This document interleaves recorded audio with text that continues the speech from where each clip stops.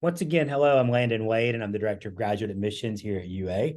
And we're going to go ahead and get started. I'm going to be sharing my screen with all you guys in attendance today. We will be utilizing the chat function. So if you would utilize the Q&A function for chat for any questions you may have, you can go ahead and begin answering those or asking those questions in the chat function, and I will try to answer those as we come through.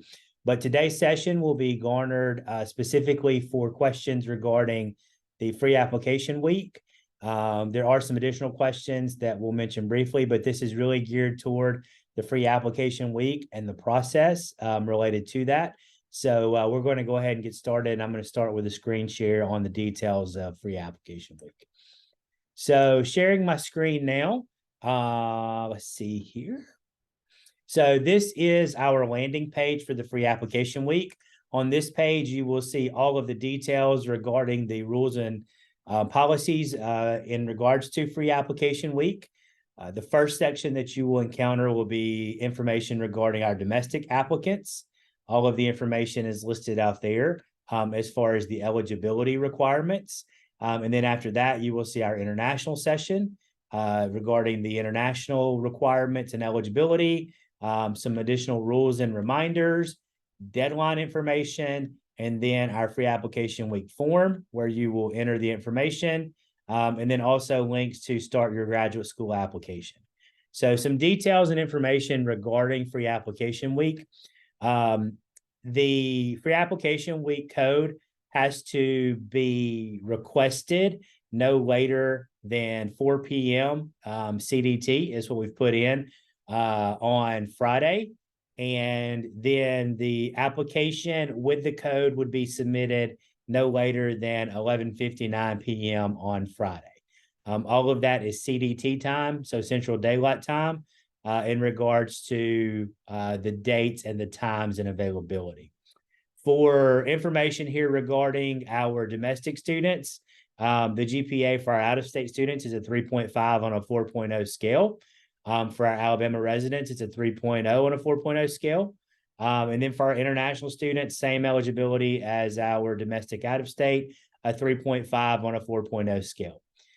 In order to qualify for the code, you have to meet this criteria. If you put information in the form that is different from what is determined on your application or on your transcript, then that code will be removed in the future, and you will be subject to pay the fee that would be requested for that application fee form. So be sure and put your proper GPA as determined there. We then go in and calculate, and the calculations are all finalized by the graduate school. So it would be based on our calculations and what that would be, and then listed out there. If students have already submitted a payment, there's no refunds that would be given. So this could be used for an additional application if you wanted to do that. But if you've already paid the application fee, it would not be a refundable option to be able to do that.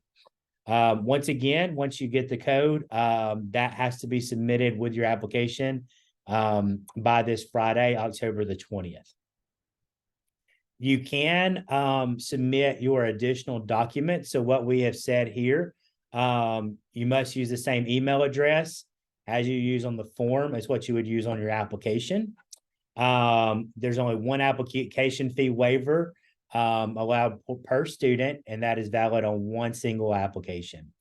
If you want to submit multiple applications, you'll be required to submit the fee for one of those. If you use the code more than twice and it allows you to do that and it pushes through, one of those will be removed in the future. Or if you use it on different email addresses, both of those will be removed, and you will not be eligible to attend because it says one application, one email.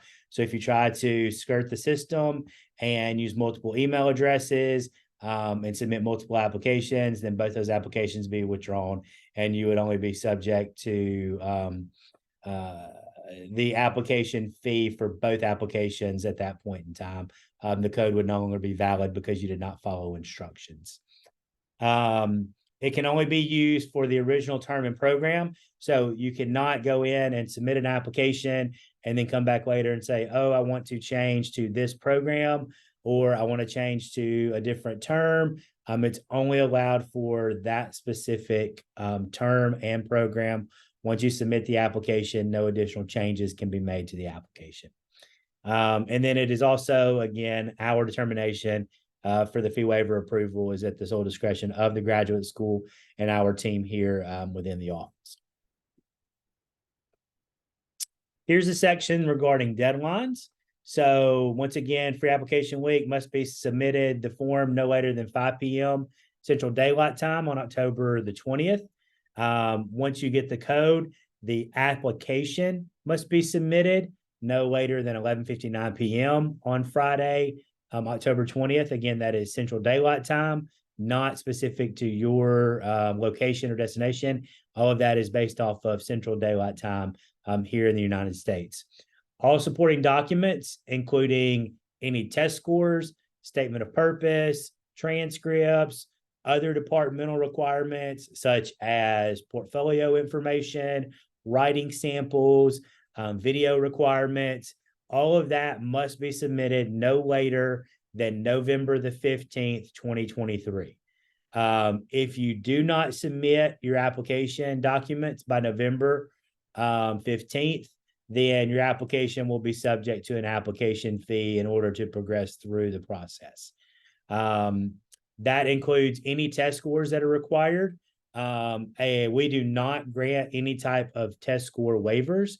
So if your program requires a GRE or a GMAT exam score in order to participate, those documents and tests would be required prior to November the 15th, or your application would be subject to an application fee. If you require a language score, those language score proficiencies would be required. If you are on a country that is exempt from the language score requirements, we will automatically update that prior to that time. So you don't need to contact the office. But if you are not on one of the approved countries, or if you do not have a degree or do not meet one of the exemption categories, then you would have to provide proficiency. All of those are updated as is approved now. So unfortunately, even if you think that your country should be on there, if it is not currently listed on there, then you do require a language score in order to proceed. Regardless of your medium of instruction or anything like that, it would be required in order to proceed with the application process. Just a couple of other reminders here. You must submit your recommenders at the time of the application submission. We cannot go in and change those recommenders.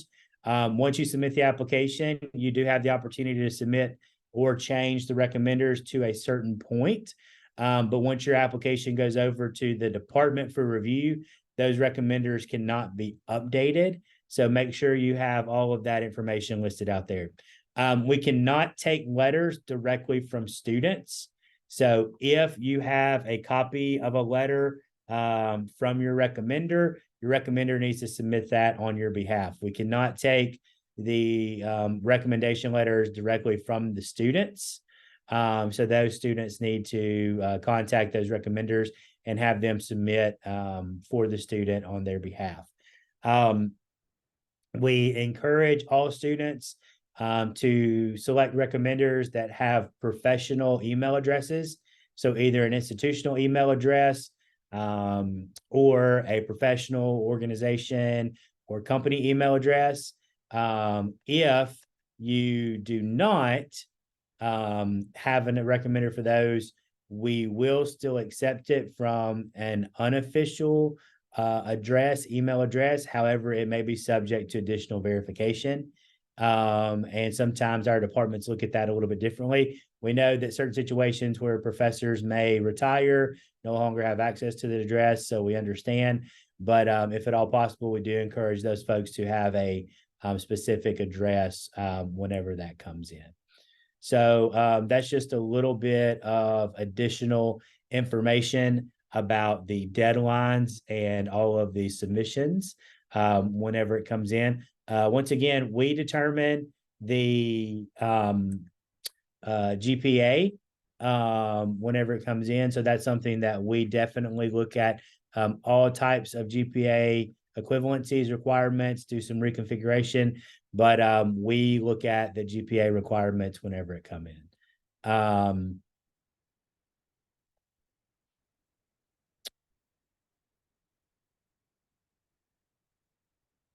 All right, so I'm going to look at a couple of questions before we continue going on. Once again, if you have questions, please put them in the chat. That's what we will be utilizing for the GPA requirements whenever it comes to. So,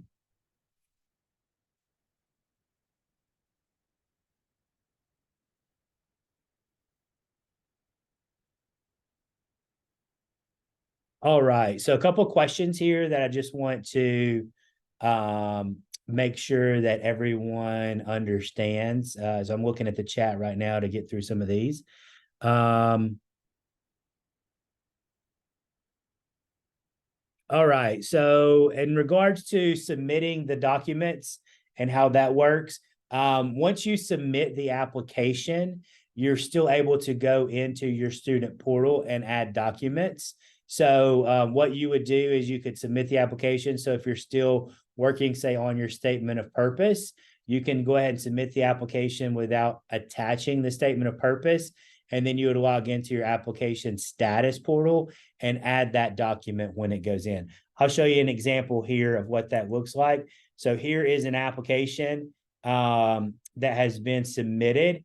And you can see here that there are some additional information pieces that we are needing to look at. So for instance, we're still missing some transcripts, some statement of purpose, proficiency exams, resumes. What you would have the opportunity to do is come here and upload your materials. So your portal will look just like this, just with your information there. You would come down, you would select what particular piece of information you would be attaching. So for instance, if I wanted to come here and I wanted to attach my resume or my statement of purpose, I would just select that document type, and then I would choose a file, pick whichever file from your machine or device that you would want to attach. Once you do that, you would select it and then you would hit upload, and then it will upload that to the requirement checklist items here. So that has to be done by November the 15th, but you can come in here and attach any of those additional documents that you would need to your application portal. If you have already submitted your application and you need to enter your fee waiver code, you have the ability to do that. So in this particular scenario, you can see that this application has been submitted already, and it shows a payment due of $80, and then how you can submit the payment here. There's also a link here for enter a fee waiver code. So if you have your application fee waiver code and you are eligible and you've already submitted your application, you can click this link and it will take you to the free application enter code. You would just enter that code there, hit submit, and then it would waive that application fee payment for you. So a place there for you to be able to enter the application fee waiver. Once again, this is in your application status portal. If you have already submitted the application, you would then come here, hit enter a fee waiver code, and then that would allow you to enter the fee waiver there.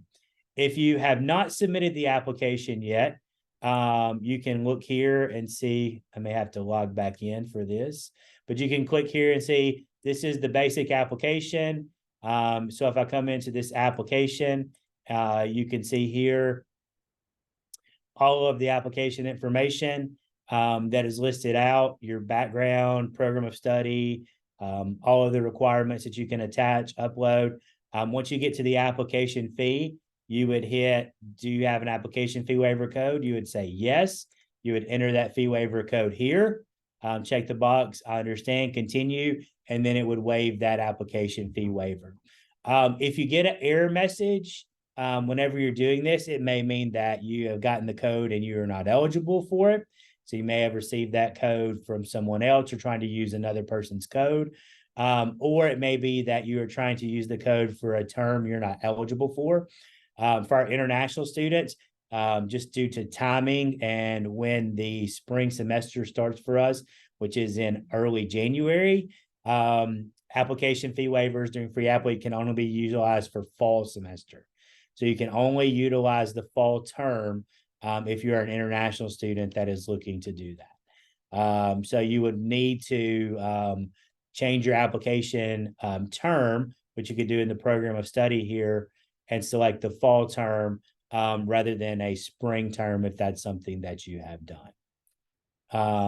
So here you can see here, this one is already entered for fall. If you did enter a spring term, it would give you a not eligible for term session whenever it comes in. So, all right, I'm going to stop sharing my screen now, and I'm going to pull up and try to answer some of these questions that have been submitted.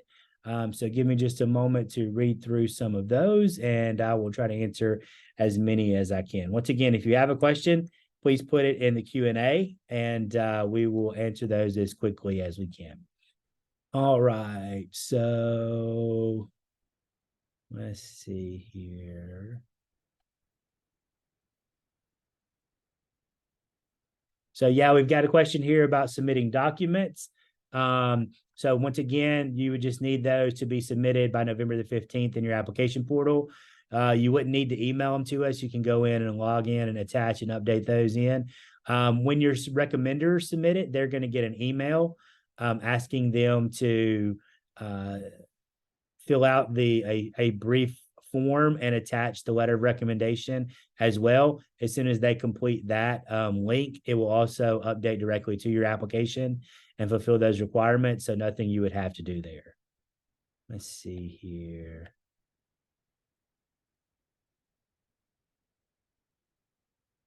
All right. A question here about test score requirements, GRE. If your program requires GRE scores, then your application will not be reviewed unless you submit those GRE scores. So if your program doesn't require a GRE score, then your application will go through the process and be reviewed as normal. But if you have a program that requires a GRE or a GMAT score, then your application would not be reviewed by the department unless you submit those scores.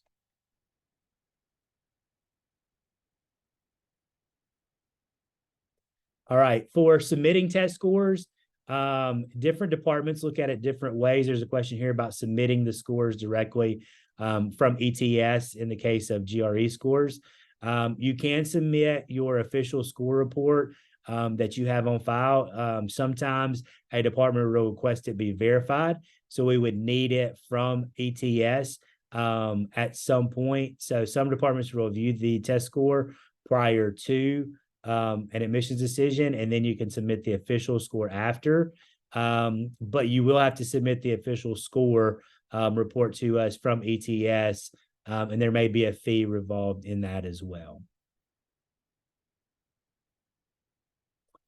All right. Question here about submitting application without statement of purpose and letters of recommendation, CV, etc., and upload those later. Yes, you can do that. And so that's what you can submit those as long as you submit that application with the fee waiver. If you qualify for the fee waiver by Friday, you could submit those additional documents, but we just need those by November the 15th.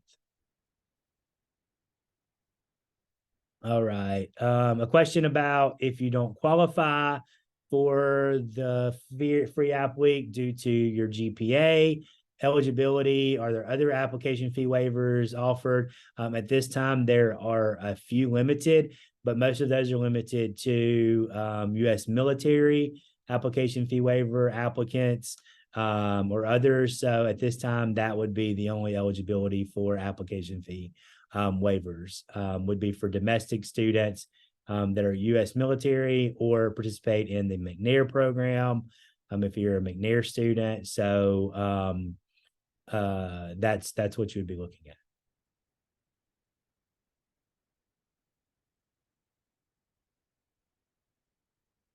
at. Question here about the timing of GRE scores or other scores. If you are applying during free app week, you need to have the test score submitted by November 15th. If you don't have it by November 15th, you'll be subject to paying the application fee in order for the application to be considered.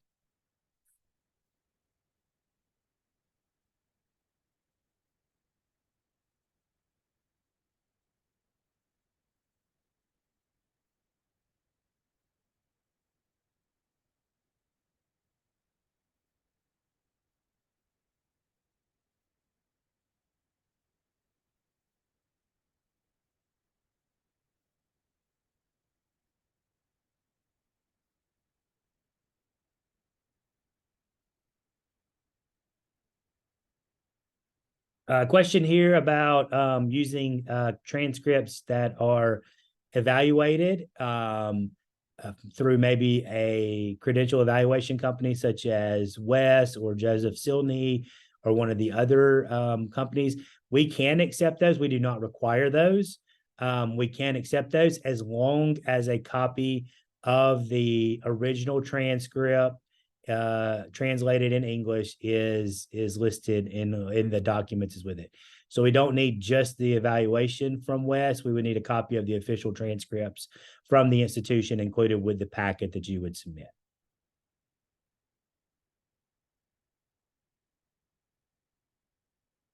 If you have questions, this is really regarding free app week. So if you have questions about specific information regarding program pieces or that sort of thing, I would encourage you to check out our program portal. You can access that just through the graduate website. That's going to have specific information about specific concentrations within programs, have links to websites, departmental application contacts. So just some additional information there whenever it comes in. Same thing as far as funding goes. You can check out funding, but most of the funding for us is going to come from the department level. So once an application is completed, if students are eligible for funding, they would contact and look at those as well.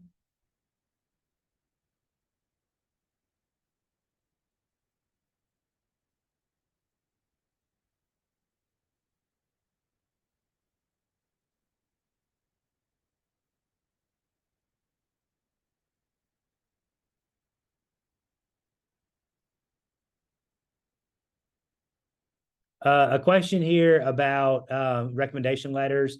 Could they come from supervisors or employers, or must they come from academic experiences? You can submit. We don't limit what the recommenders can submit. Some departments look at those a little bit differently. A lot of them want to understand your academic background and rigor. So anyone that can address that comes through. There are some other programs where, if you have experience in a business setting, the business school may look at one of the employer recommendations favorably. I would suggest to try to get some of them to be from academic backgrounds and not have all from employers, because that's really what graduate school is about, the academic rigor. So I would try to have someone that can speak to your academic preparation and abilities, and not have it all be supervisors or employers.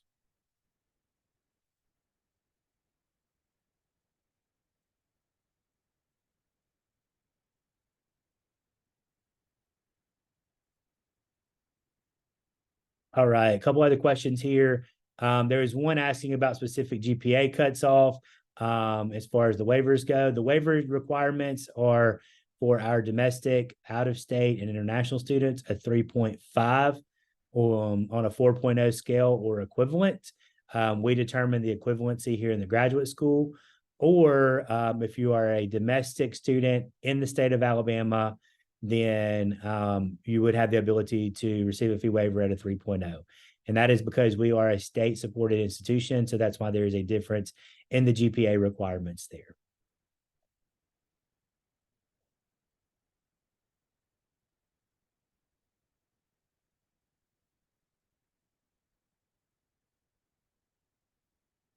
Question here about how many recommenders should we have? Typically, it's going to be a requirement of 3 recommenders. That's what we require in the application submission. If you would like to place more than that in, you can do that. You would have to at least list at least 3 in the application submission time. But if you'd like to list more, you can do that.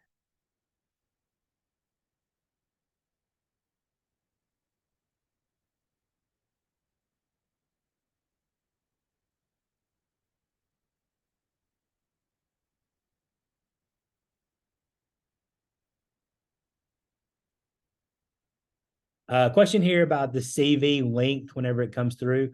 So CVs and resumes typically are going to be a little bit different. So your CV or curriculum vitae would have a little bit more information, like any type of conference presentations, publications that you may have done, poster presentations at conferences.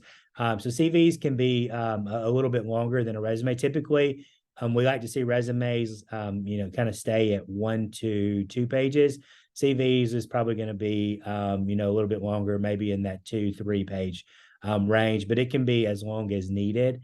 And we don't put a limit on that. It's just kind of your personal preference to make sure you share all the information that is needed, that you feel is important for a professor to know.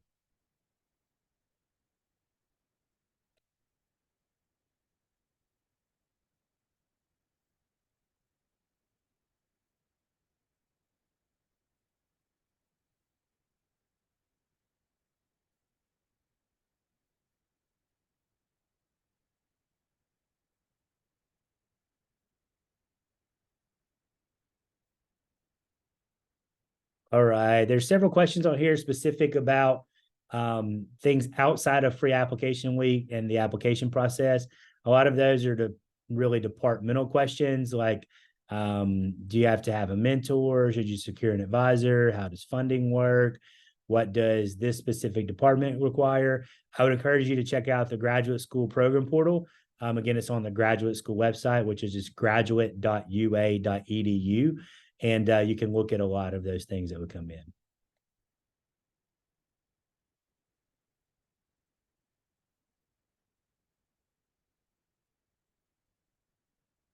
All right, here's a good question about how long does it take for an admissions decision after documents are submitted? And are you guaranteed to hear from the school regardless of decisions? Any decisions that are rendered, we do notify the students about, whether that is an acceptance to the institution or a denial for admission. So anything that we get and are able to process, we do notify the student on those. Those will be available in your application status portal, and you'll receive an email once that decision has been finalized and confirmed. Additionally, as far as the timeline process, it really is varied by the different departments. Some departments admit continuously on a rolling basis, so they will make admissions decisions just constantly. Others may have a deadline and they may read all of the applications that are submitted after the deadline and then make a group or batch decision. So as far as the specific information, I don't have an exact by department. It would really depend on the department and program and those deadlines that would be in there. Can recommendations come from all of your recommendations from an academic institutions or professors? Absolutely. That is definitely not a problem whenever it comes in.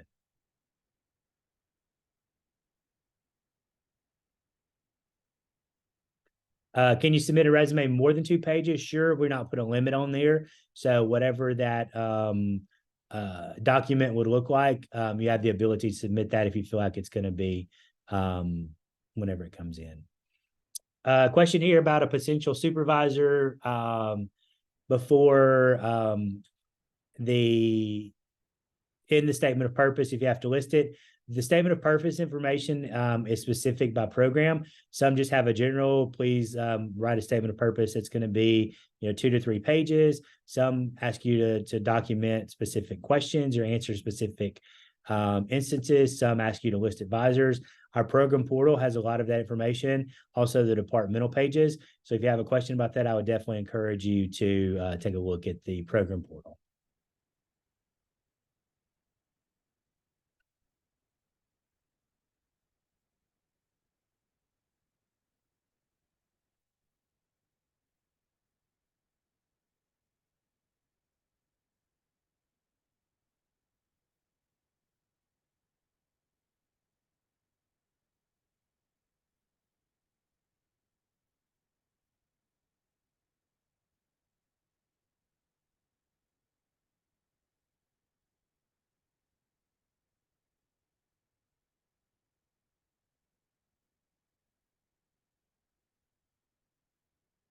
All right, we are right at the 30-minute mark, just a few minutes over right now. So We're going to be wrapping up this session in just a moment.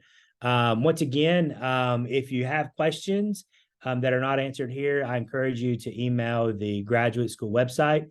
It's just gradschool@ua.edu. And we'll be happy to try to answer any of those questions that we can. This is really geared, again, specifically for Free App Week and any of those questions that may be answered in Free App Week. We appreciate you guys attending today. We will be having some additional sessions, both regarding Free App Week and the application process, the enrollment process, and all of those things moving forward as well. So we definitely encourage you guys to check back and attend. We hope you guys have a great day, and we look forward to seeing your application soon. Thanks again for attending, and roll tide.